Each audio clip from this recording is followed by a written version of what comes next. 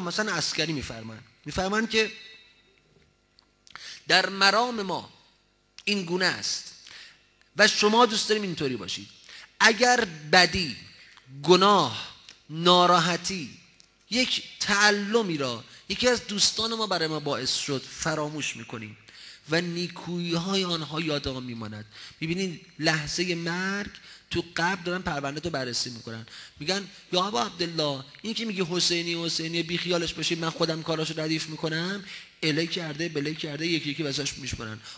آقا میفرمان که نه، این اومده دوستم داشته برای من مشکی پوشیده گریه کرده، زیارت عاشورا میخونده، سلام به من میداده، آب میخورده، سلام بر حسین میگفته، هر وقت اسم کربلا اومده دوست داشته بیاد کربلا. همین چیزایی بیام راحتی، خیلی چیزای کوچیک کاری نمیکنیم ما که چیکار کردیم ما امشب.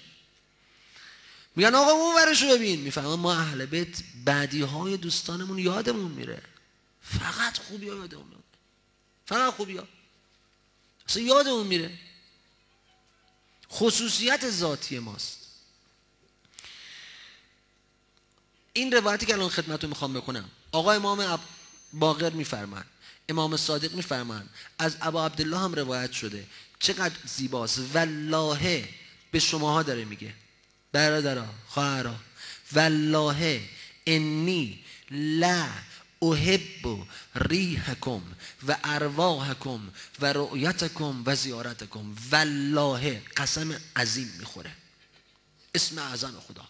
انی لا انی، نه انی خودش تأکیده، انی لا با تأکید به درستی که واقعا حقیقتا به تحقیق، لا احب بسیار دوست دارم، ریحکم بوی بدن شما را. مثلا بوی بدنتون میاد ما خوشحال میشیم. و ارواحکم به روحتون علاقه دارم. و رؤیتکم، امام زمان این داره میگه، همه اهل بیت هر حرفی میزنه از قول 14 تا شده، و دوست دارم شما رو ببینم. و زیارتکم، و دلم براتون تنگ میشه. والله ما چی داریم؟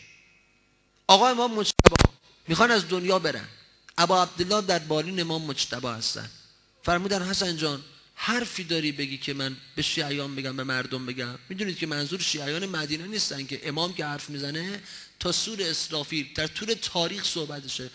امام مجتبی فرمودن بله، سلام مرا به شیعیان برسون، این جملات رو بگو: ما هستیم ساقیان حوض کوثر که دوستان خود را با جام مخصوص رسول خدا سیراب میکنیم. این که قابل انکار نیست، شیعیان ما در میان مردم ارجمند ترین و گرامی ترین خلائق خدا برای ما هستند و دشمنان ما در روز قیامت گرفتار خسران و دوزخ خواهند شد.